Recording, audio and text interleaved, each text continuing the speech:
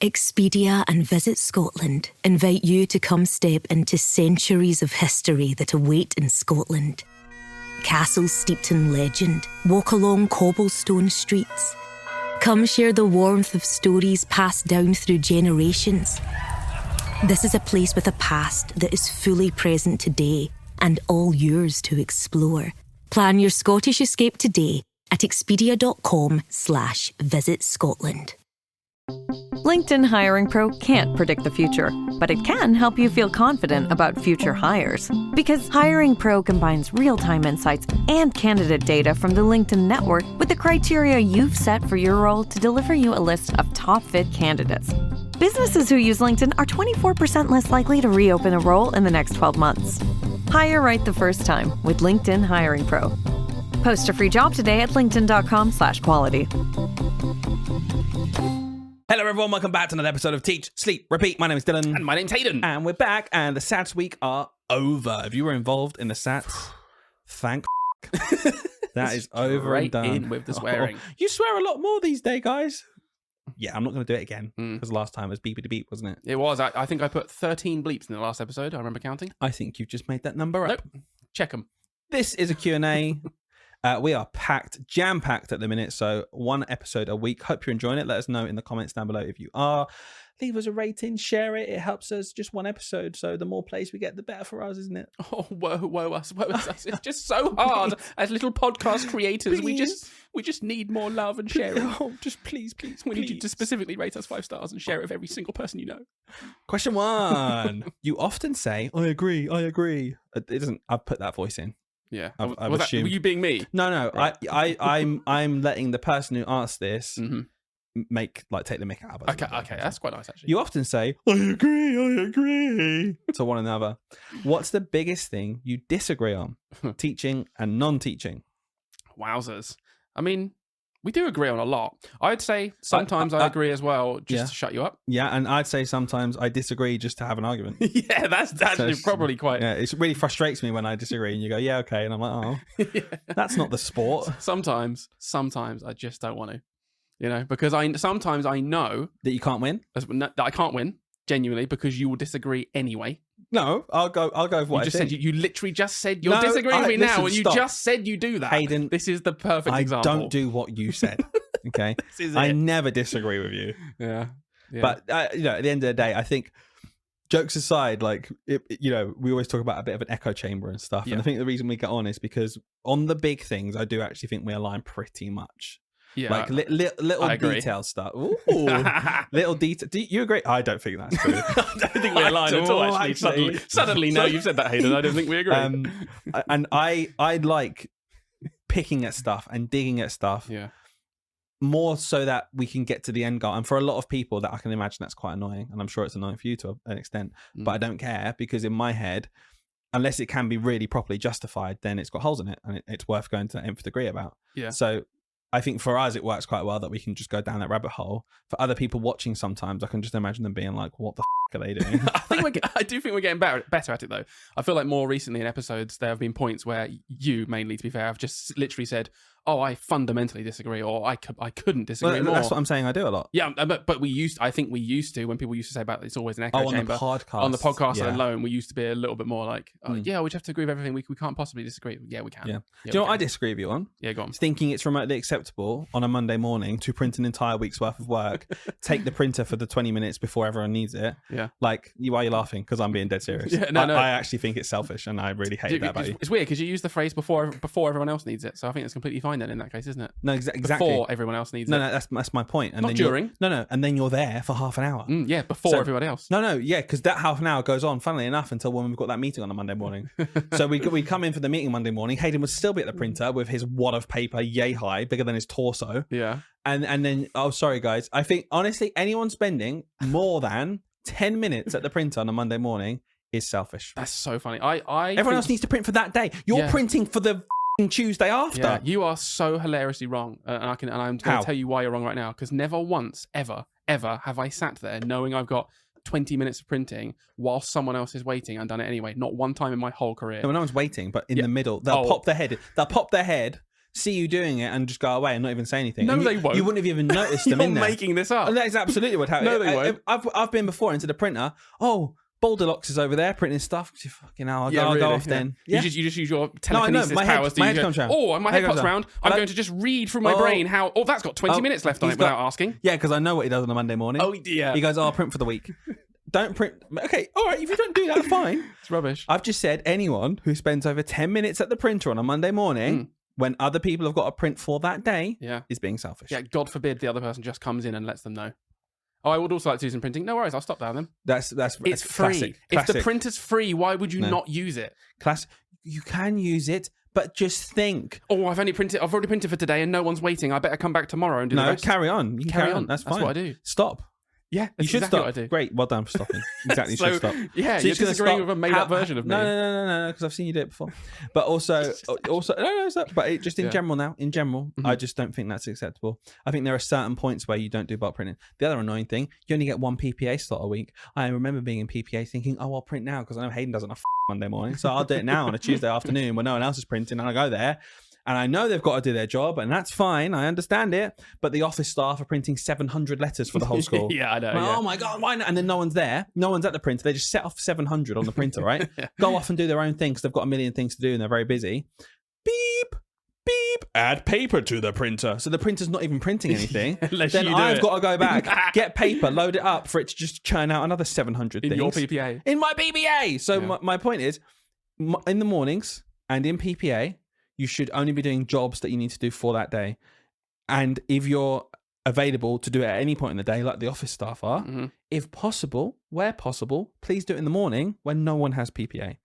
So when there are PPA slots and when there's morning stuff, don't do your bulk stuff then, unless you know for a fact that it is free for you to do.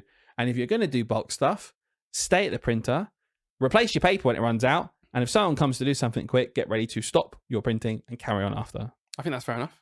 No, you're meant to disagree with me. It's the whole point of this section. Because you're disagreeing with something that I don't even do. Okay, that's fine. Now, what you could stop doing personal. Right, stop taking it personally. Hayden, this isn't an attack on you. Wait, I mean, it should be. You missed the trick. This isn't an attack I'm on you. just going to help you out here in this argument against me, right? What you should have said was, even when no one else is around, it's still low-key annoying when someone uses up all of the paper and the ink first thing on a Monday to print for the week. That would have been a good argument, but you failed. You missed it. Because what you're doing is the classic thing of when someone does something wrong and they go, well, no one told me it was wrong. No one came along and said this was a wrong thing. No, because they're too scared. Because you've got a monopoly. You've got a monopoly of the printer and you're a scary, scary man. Right. Okay? Big man at printer. Oh, rubbish. You just rule by fear, and then because no one says anything, it must mean it's fine. Oh my God! Classic gaslighting, honestly.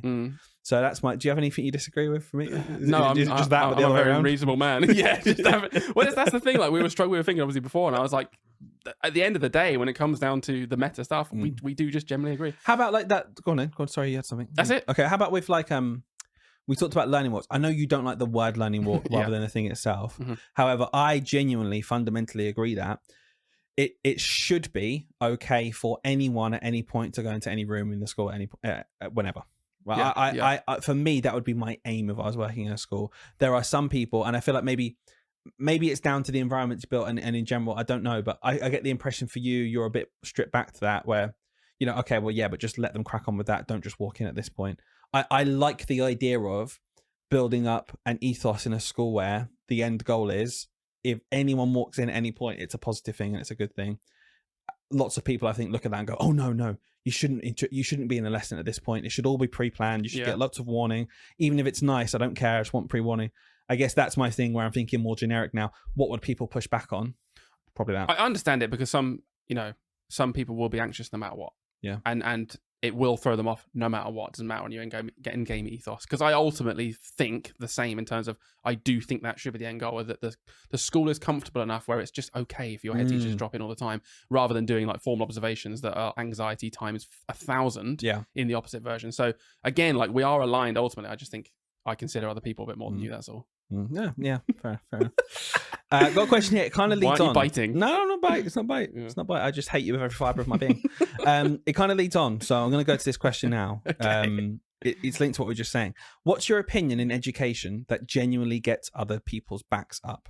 not a cop-out answer that other people don't really get annoyed at, but something that will genuinely, this is hilarious, genuinely make some listeners question if they like you anymore.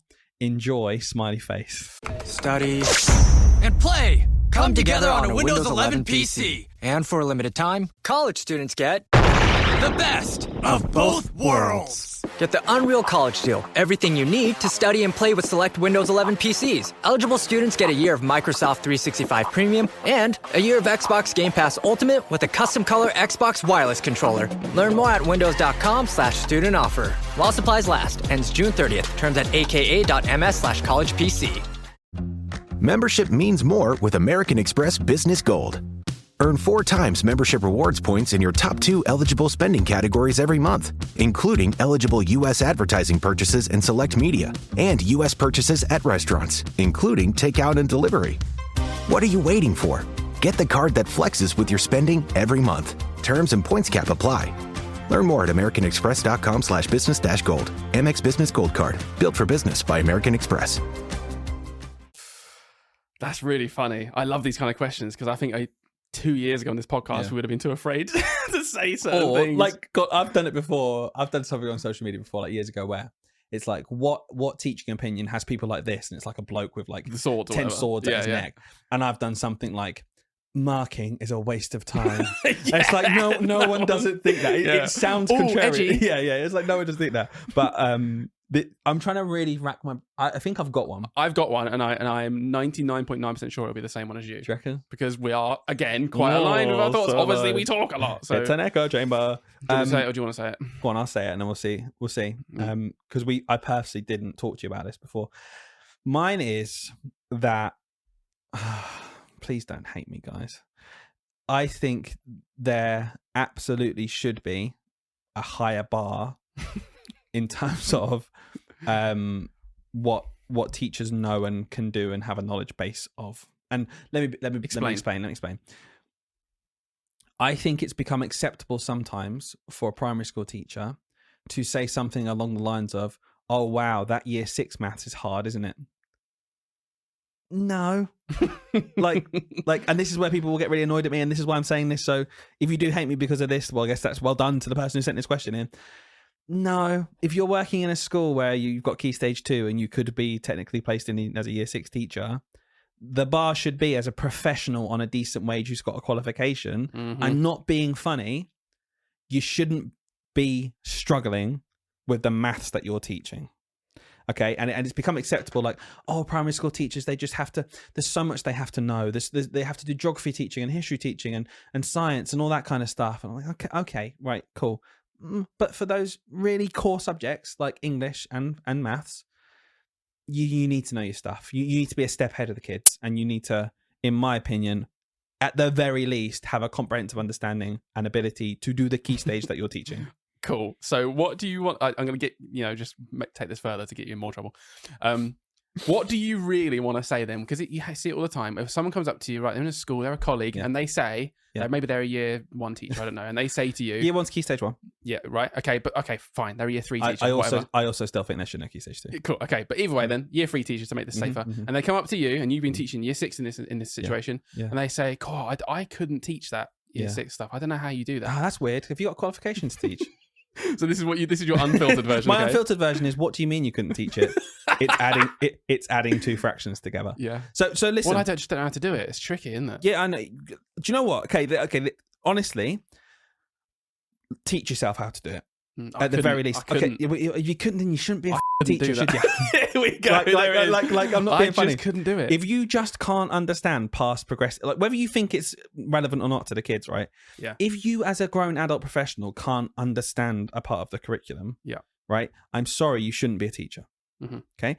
Should you know absolutely all of the curriculum like the back of your hand immediately from the day one when you qualify? That's also unreasonable, because I don't think anyone would know everything about the curriculum, especially when they haven't taught, right? Even the core subjects. Even in the core subjects, absolutely. If you've just qualified as an ECT, you've never been placed in year 5 or 6, never been placed in upper Key Stage 2, and you've never had to go that far.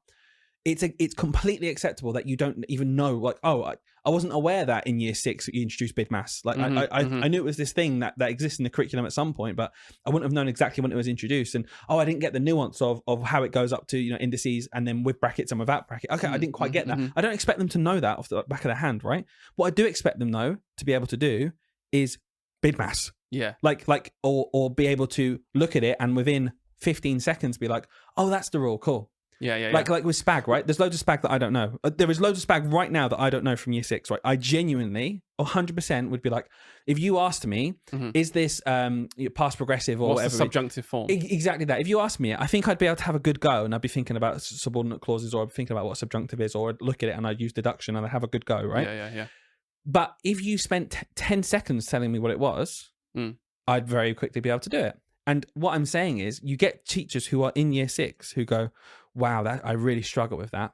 I'm like, why? Like, we do expect 10-year-olds to know it.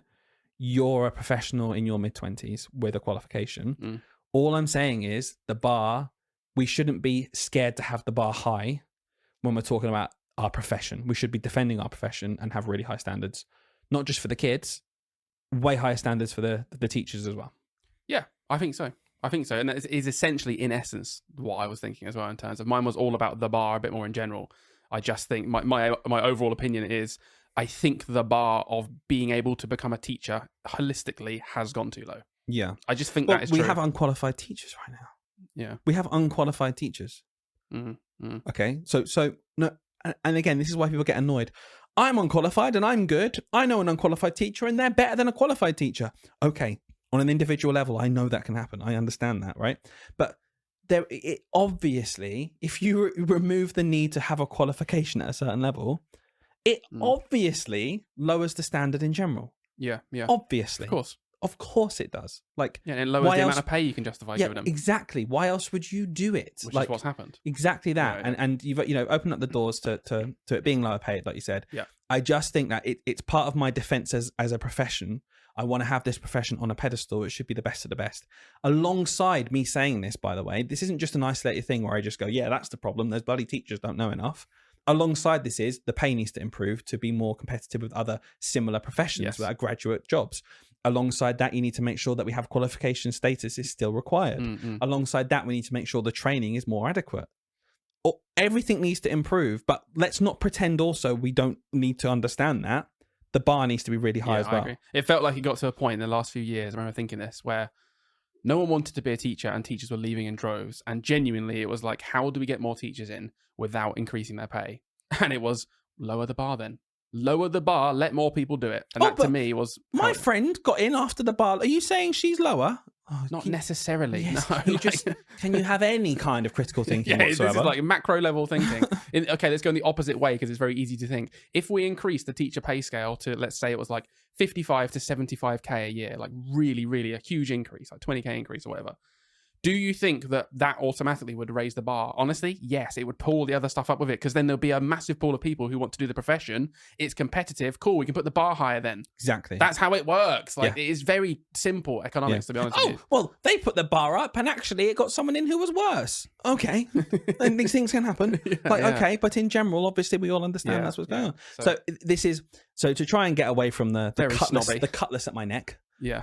This is part of a wider picture. But it does feel like sometimes you can't go onto that narrow level of...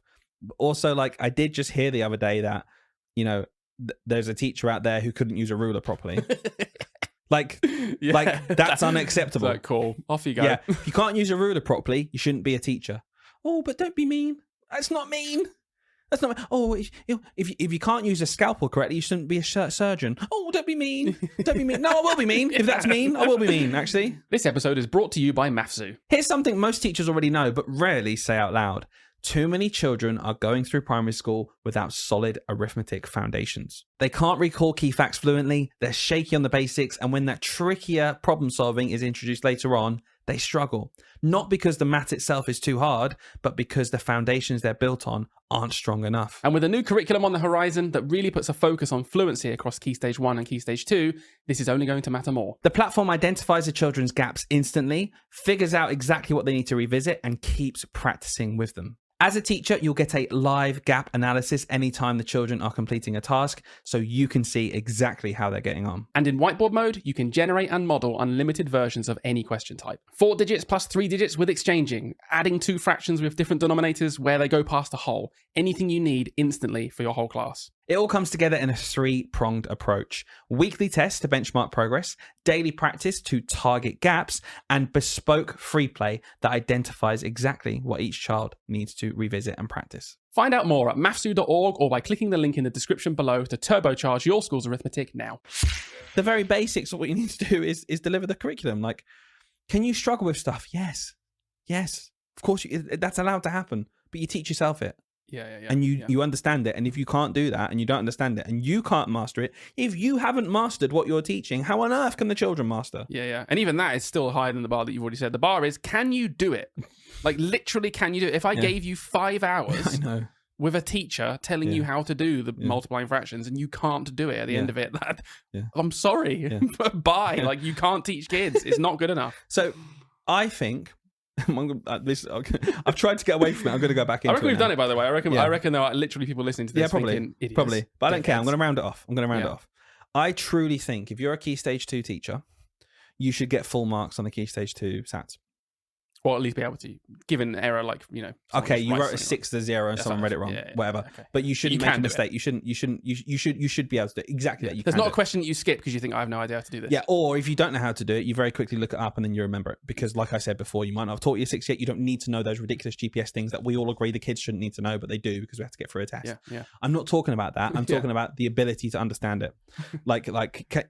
Are you able to understand and grasp this? And if the answer is no, then of course we all agree that's not acceptable. I think we should stay on this a bit longer. What do you think the benefits are of teachers in lower, let's say a year 3 teacher, then that's Key Stage 2. What do you think the benefits are of a year 3 teacher, knowing they're not even in year 6, being able to do the entire Key Stage 2 curriculum? 100%. It's massively beneficial because you know what the learning journey is like. It's not a case of if they're in year 3, you move on to year 4 and 5 stuff, because we know that's not the best way to go about stuff. However, if you know where they've come from and you know where they're going, if you know what the end goal is, particularly if you think about a Key Stage and they're ending up with Key Stage 2 and they're going to have the assessment at the end and where they need to be, you can have a really solid understanding of actually, do you know what, my role as a year 3 teacher is to make sure these are absolutely nailed. You can prioritize what's really, really important. You can understand that stuff later on. Actually, do you know what? They will revisit this again and again, right? Addition and subtraction, right? When it comes to year 4, year 5, year 6, they're going to spend less and less time on it. It's going to be almost like we're just adding a digit. It's not going to be the end of the world. It's 4 digits now. It's 5 digits. But my job then as a year 3 teacher is, do you know what? I need to spend a lot more time on the conceptual understanding here. Because I get that later on in the school year, as this builds up, they're going to get less time because they're going to be doing other stuff. So if you're more aware of that journey and what those curriculums look like, it means that you as a teacher can prioritize what is clearly more foundational in that year group and more important. And I think it makes you a better teacher because of that. So again, the fact, you can do it or not, that's almost separate to also you should just understand where the curriculum's going. Because if your start and end goal is just the year group you happen to be teaching, not only is that weak in terms of the children will not always be within those confines, you'll have some children working at year 1, 2 level. You'll have some children who could be working at year 4, 5 level. If you only have the confines of understanding of your year group's curriculum, then you will by definition not be able to understand where those children need to come to catch up. So I think in general, it's 2 separate things. Like, it's almost a given that you need to be able to actually do the maths that's involved in a Key Stage 2. Like I'm sorry, just as a bar. Come on, as a bar you have to just be able to do itself. that. But then also, it is way better practice to have a good understanding of where the curriculum goes as well. As I was in, obviously you know this, but I was in year 4 for the beginning of my career. Then I went to year 6 and came back to year 4. I was definitely a significantly better year 4 teacher after I'd had some experience above year 4. The prioritization, you nailed it on the head. It was exactly that. I knew which things mattered more. And then it led me, so my next layer of thought to this is, and I do feel like it's a barrier to school. Like, I think there are really good schools out there that can look at a whole Key Stage and prioritize more appropriately across those year groups. And there are also schools who don't do that and they get too caught up in, but there's an end of year test for my year group. So I'm not going to prioritize certain things that might be better for this child holistically in the next 3 years. Let's say they're in year 3. I'm going to prioritize stuff that will maximize their marks on this end of year 3 test. And I think sometimes that can actually cause, that's not a good thing. Like, we think, oh no, we need to benchmark them every single year. We need to make sure they're getting the curriculum coverage. Yeah, we do to an extent. But sometimes, honestly, there are situations, I think COVID really highlighted this. There are situations where if I was to choose with a child who's maybe struggling in maths a bit more in general, between them having a really, really solid core conceptual understanding of the 4 operations, but a very loose understanding of shape, or a kind of superficial understanding of both of them, but and they'll get more marks in their end of year test in this second version, I wouldn't pick that one, even though ultimately in some schools that's going to look worse on me, and the school isn't going to have that vision to see that. They're just going to say your score's lower, that equals bad. 100%. So I just think that there's a whole thing there. I think a holistic journey. Think about, genuinely, that I think is missed a lot in schools because we have these very rigid end of year tests, end of year. You're right. Because I think about I remember I did a lot of my career in year 4.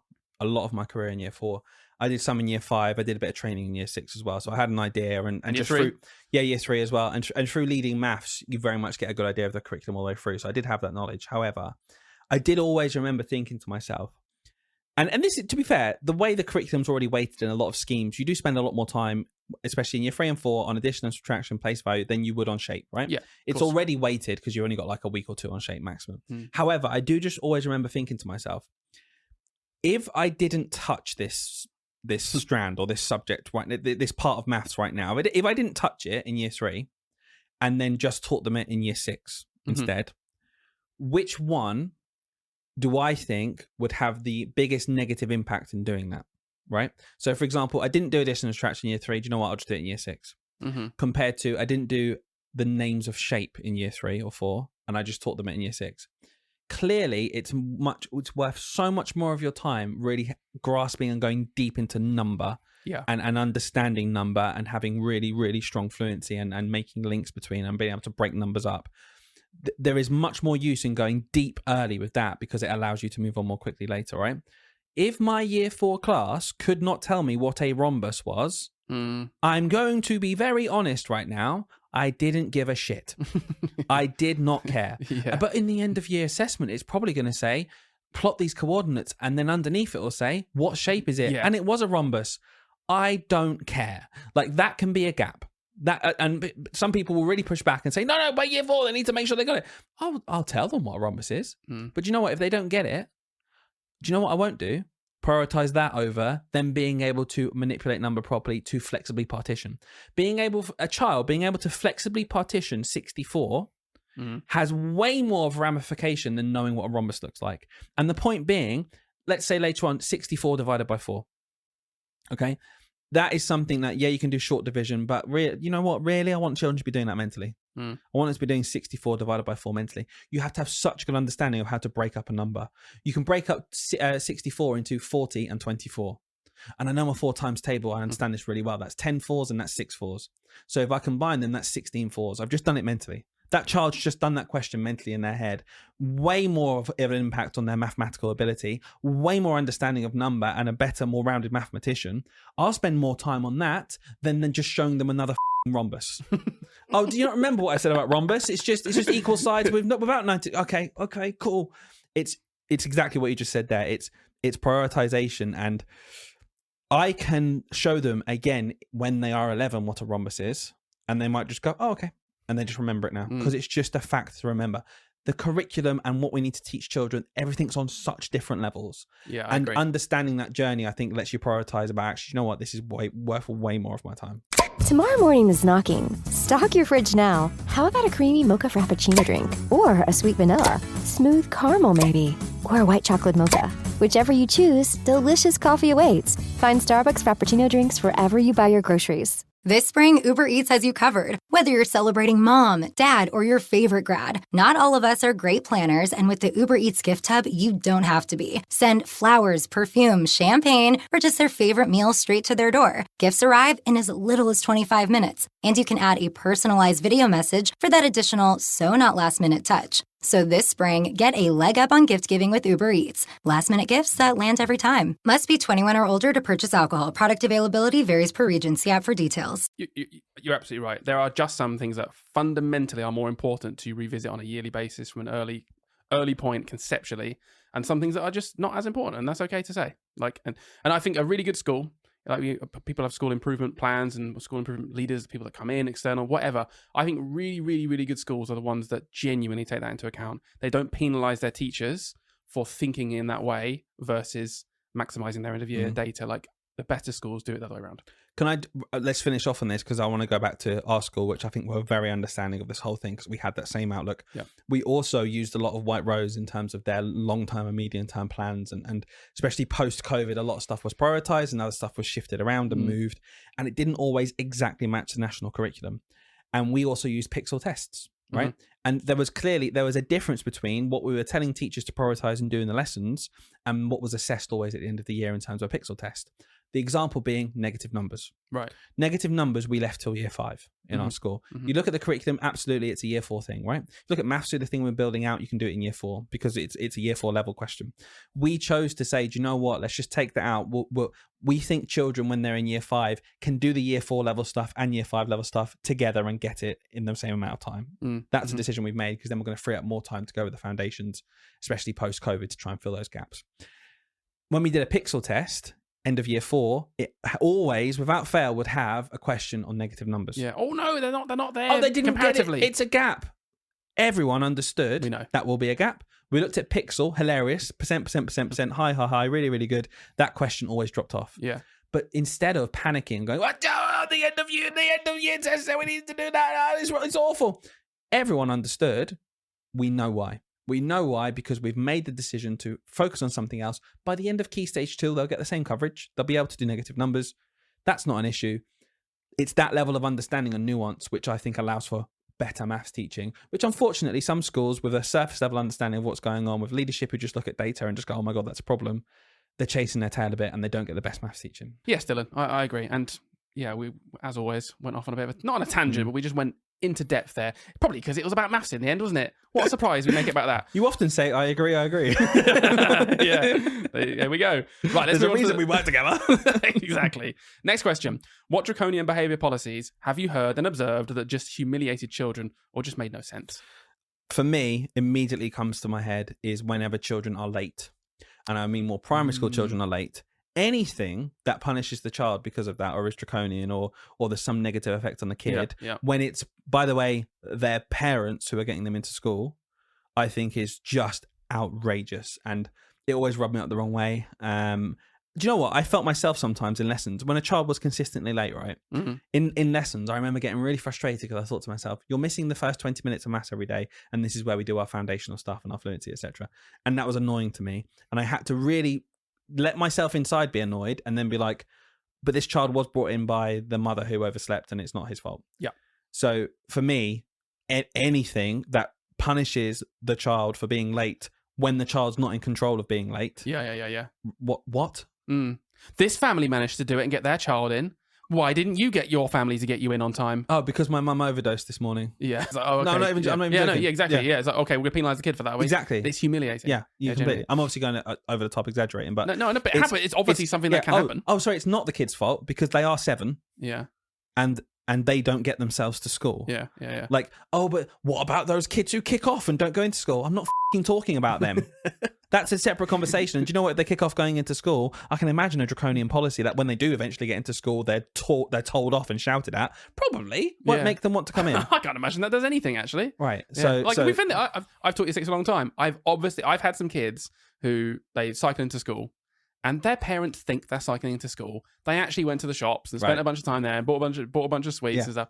And so obviously with those kids, you can have. I didn't even tell them off. Like I would just have a conversation. They'd come in late and I'd blatantly be doing this because one of them will dob the other one in. And I'll say, "Come on, guys, if you're cycling to school, you could tell them off though." Yeah, but even then, I'm just saying to them, "Look, I'm gonna have to say this to your parent because at the end of the day, they think you're going to school and it's not safe. Like none of us know where you are, But even still, I'm not doing some draconian like yelling at them that you've got to go and you're going to lose your break time now. Because ultimately, I want to talk to the parent and say, this is something in your control. Yep. I am not the person in control of cycling your child to school. Yep. You're the decision maker when it comes to that. I'm informing you as a parent to make that decision. But ultimately, they were late.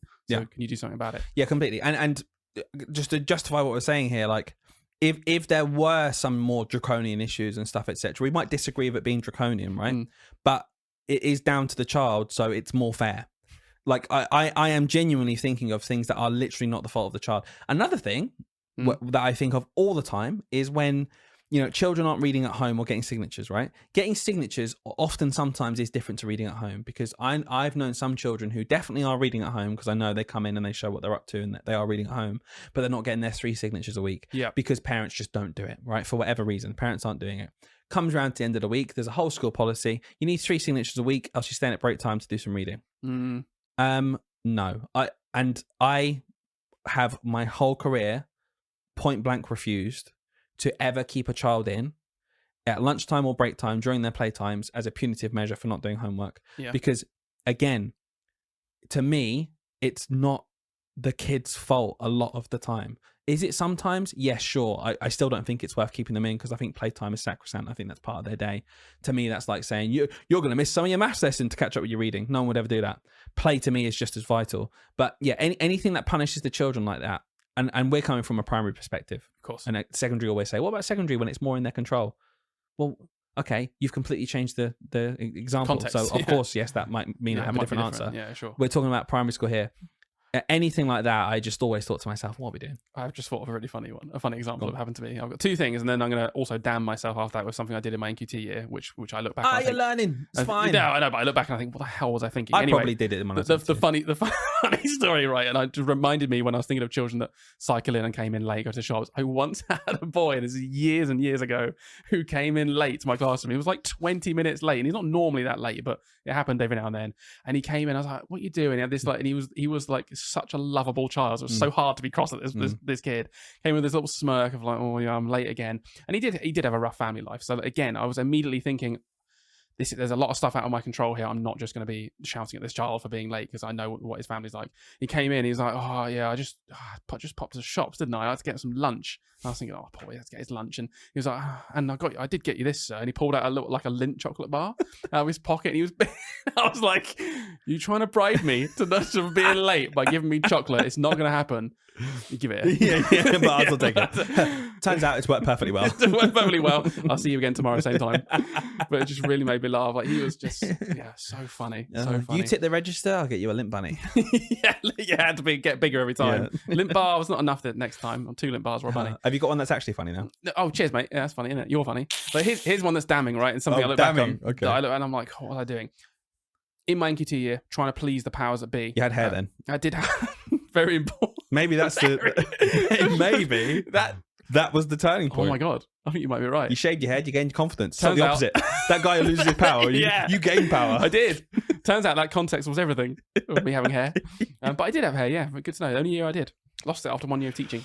I think you lost it already. You're just coming over. It was going, the little very patch. Young. Anyway, right. So I was trying to please the powers that be, who were saying, look, we're getting a lot of kids that are going to the toilet in lesson time, and some of them are clearly just taking the mick and they're just getting out of lessons, blah, blah, blah, all this. And I was like, okay, classic. Cool. I know what I'm going to put something in place.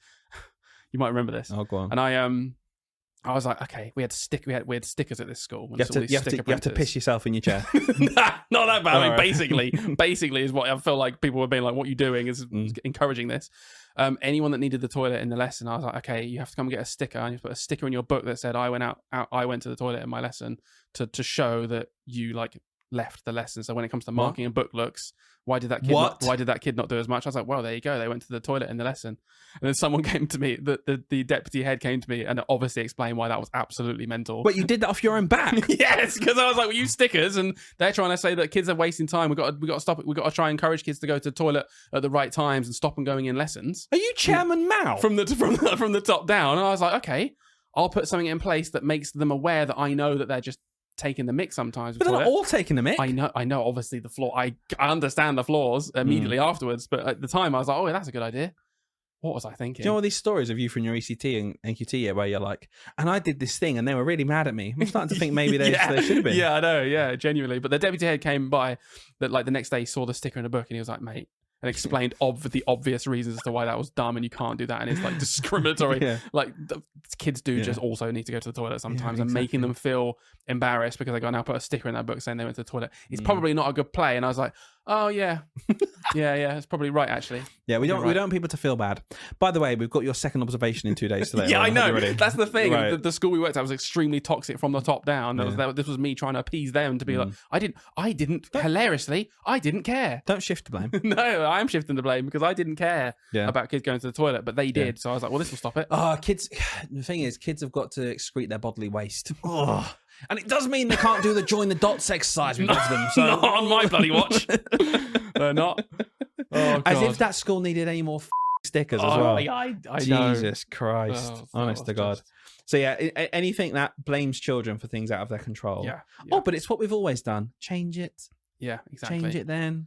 That's not a reason to do stuff, is it? Exactly that. Oh, but we've got to tackle it somehow. Not like that. Right, there you go. It's not good enough. Right. Not good enough. Next question. Go on.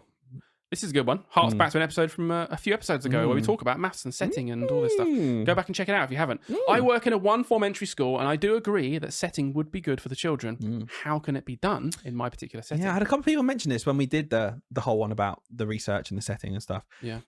Someone commented on Spotify as well about, I love listening to the podcast, but this was frustrating for me because it's very much centered around... Sorry, you just got your belly out. Sorry, I was adjusting. Made me laugh. I was adjusting. Oh, yeah. If you're watching, the camera did not flick to me at that point, I'll tell you that. I've lost my train of thought right now. Was basically saying, it's frustrating because it was all centered on our experience of, having multiple form entry schools where setting makes more sense and it's easier. I think we did mention that but maybe we didn't. But I'm pretty sure we said there's obviously a bias towards schools that have more. Of course, you can't really set in other schools. This question is really interesting to me. Like, how can I set in a one-form entry school?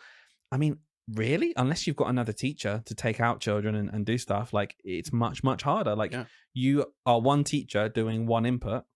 Unless you split the class in half and try and do two inputs, like to me, it turns into mixed ability where you try and set within it, which we spoke about has its drawbacks already. Exactly. I think the most you can do is that, like, try and let your tops fly. I still don't think mixed ability is automatically bad. I just think it's much harder, and you have to be more realistic about what you can do. And you as a person can only pitch your input at one level. Lots of people said, like, can't you just teach to all the levels? Like, oh, yeah, great, brilliant. I'll just have 10 brains and 2 mouths. Like, what? Like, of course. Like, when I do an input, I'm doing an input to everyone.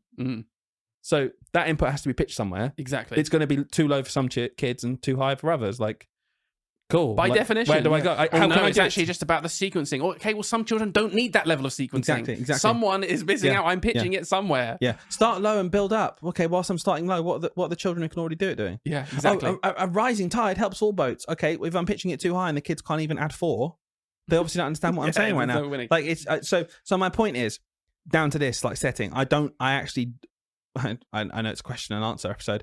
I don't really have an answer as to how you can do setting in that kind of situation, but I think what you can do is a hybrid approach where, mix children up based on ability, sure, have a focus table, sure, that are going to have to be doing something else. Maybe if you've got a teaching assistant, rotate with your teaching assistant as to which children you're helping each day, so throughout the week you get to help everyone at different levels. There's only so much you could do, basically, and there's lots of research out there about how to do mixed ability effectively, how to get the most out of it, and I would just be following those. Exactly. We literally addressed this in the last episode. Good teachers can make either work extremely well.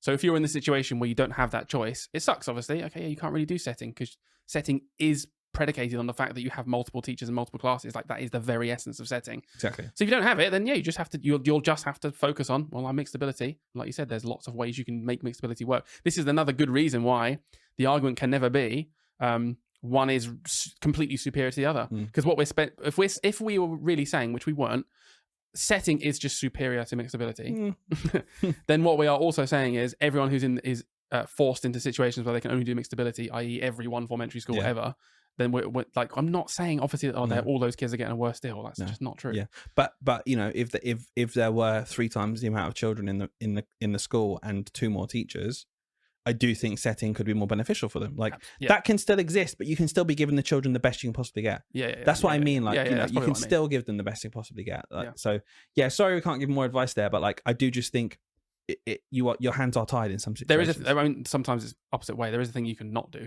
There are things you can not do. Like, if you're in that situation, what you could not do is just give the 6 lowest ability children to your TA every single day. Exactly. That's like a classic thing not to do. Like Dylan said, just go and look into what makes good mixed ability classrooms work. Yeah, definitely.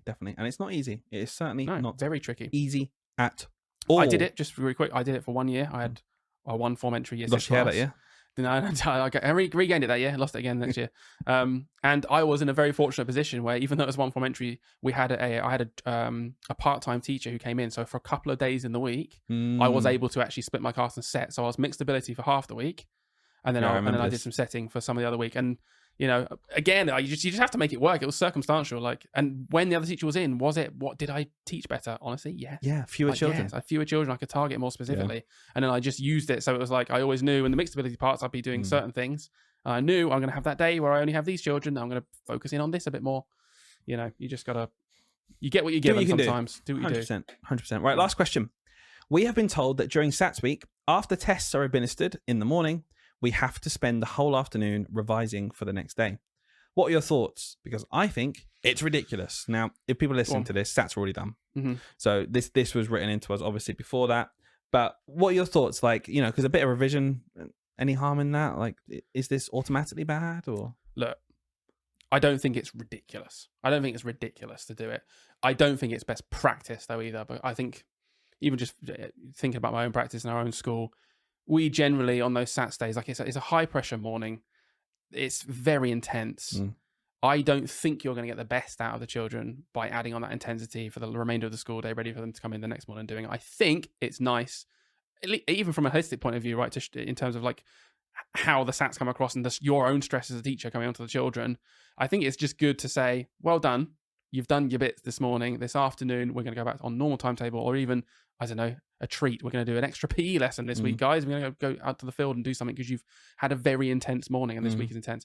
Do I think it's the end of the world when someone, for this 1 week in the year, does a couple of extra revision lessons in the afternoon? Not really. It's okay. It might be a bit annoying, a bit stressful for the kids. They might be a bit tired. Yeah. You've got to think about those things. It could have a negative impact. Zootopia 2 has come home to Disney+. Let's go! Get ready for a new case. We're gonna crack this case and prove we're the greatest partners of all time! New friends. You are Gary the Snake. And your last name? The Snake. Dream team. And new habitats. Zootopia has a secret reptile population. You can watch the record-breaking phenomenon at home. You're clearly working at Zootopia 2, now available on Disney Plus, rated PG. You may think you know McDonald's drinks, but you don't know them like this. From fruity refreshers like the Strawberry Watermelon Refresher and the Mango Pineapple Refresher with popping boba, to crafted sodas like the Sprite Berry Blast with berry-flavored Sprite topped with cold foam. Who knew ice-cold drinks could be so fire? 6 all-new drinks are here. Try them all, now at McDonald's. Refreshers contain caffeine. Exactly. And I think to me, it said here, they've been told they have to spend the whole afternoon revising. It's I don't know. I think what I like to see across the board is more trusted professionals. Like what you're saying, you know what? If the year 6 teacher who knows their class has made a decision in the afternoon to be like, do you know what they need? Half an hour outside. Do you know what they need? To just chill out for a minute. Do you know what they need? A bit of input on something else, a bit of PSHE. I don't know, whatever. Yeah. My class need this because of that, because I'm the professional. I know them really well. That's why we're doing it. Just for a break. Do you know what I mean? I think it's the top down, okay, what's next? What's tomorrow? Reasoning paper 3. Okay, make sure all you're doing all afternoon are word problems, 2 marks, 3 marks. To get, and the context of what happened before is important as well. Yeah. What I would say is, I think it's ridiculous. Mm-hmm. You can see a reason why you would do both. I understand that. We disagree. Maybe because I just think, I don't know, there's only so much you can cram, and most people do a bit in the morning before the test anyway. If you can't do something at this point, it's okay. What are we telling the kids? Do you know what I mean? It's still in the SATs week itself where we need to cram those gaps you can't do. It's I have been trying for 3 months. Yeah. What are we telling the kids? You must get everything possible. Let's just relax the children a bit so they understand, you know what, we're going into this test. We could have spent another 30 minutes cramming stuff you're not sure on, but it's okay to not be sure on some stuff. Yeah. It's impossible for you to do this test and not be unsure on some stuff. And that's okay. Just do your best. We can't cram, do all afternoon revising, do a bit of revising beforehand, and then just before the SAT start, just try your best, guys. That's what I mean about the holistic, like, yeah, that's what I'm saying. That like, stress you're imparting down. I think you have to really take that into consideration. I'm sure the reason I think it can be done okay is because I reckon some schools do it nicely.